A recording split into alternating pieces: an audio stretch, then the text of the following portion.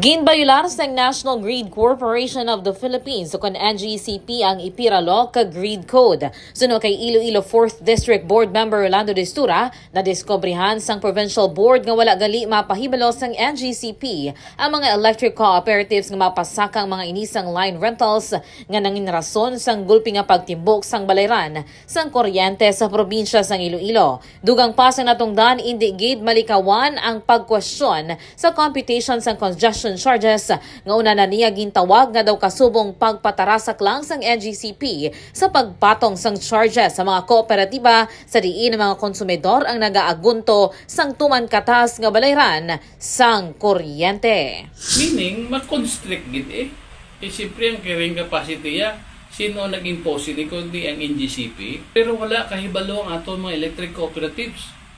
So sa akong nga paglantaw, pag-in-research ko, may violation sila sa isa sa mga section sang IPIRA law. Kaya may ara dira sa section nga dapat may ginatawag reportorial system of information.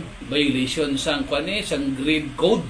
Angot diri suno kay Destura gindugangan sang NGCP sang 5 pesos kada kilowatt hour ang existing nga 1 peso and 40 centavos per kilowatt hour rason nga nagpasaka man sang rate ang ELECO para sa ila mga konsumidor.